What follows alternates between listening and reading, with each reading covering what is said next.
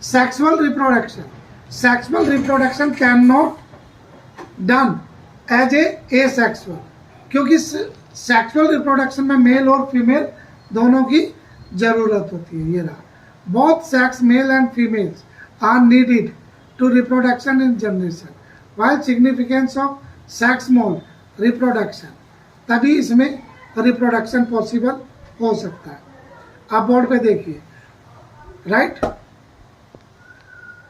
Why the sexual mode of reproduction, आप बताता था creation of 2 new sales from 1 inborn, यानी कि मेल और फीमेल की जो सेल्सेज है वो मिलकर एक साथ कॉपी करती है DNA, cellular DNA copy mechanisms and can not absolute इतने वेरिएशन ऑर्गेनिज्म में एक साथ 2 डीएनए मिलकर एक जैसे बनते हैं, जबकि इनके वेरिएशन, प्रोटेक्शन, पॉपुलेशन सेम नहीं होती है।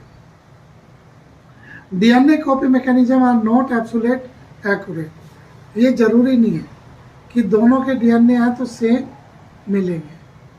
अब they are process enough to make the journal of variation a fairly slow process if DNA copy by mechanism were to be less accurate.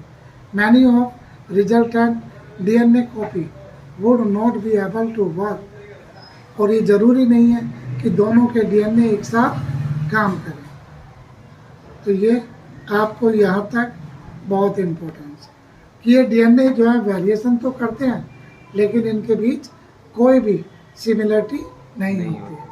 अब कई बार ऐसा भी होता है, कॉम्बिनेशन जब वेरिएशन होता है 2 या मोर इंडिविजुअल एक साथ क्रिएट न्यू कॉम्बिनेशन वेरिएंट भी हो जाता है। एक साथ जरूरी नहीं कि वेरिएशन एक भी हो, 2 से ज़्यादा भी हो सकते हैं। जब भी ट्विंस होते हैं, राइट, ट्विंस होते हैं सेक्सुअल मोड में, आपको पहले ही बताया था हमने, इनकरप्टेड ये द सेक्सुअल मोड जो रिप्रोडक्शंस होता है वो फ्रॉम 2 डिफरेंट इंडिविजुअल होते हैं।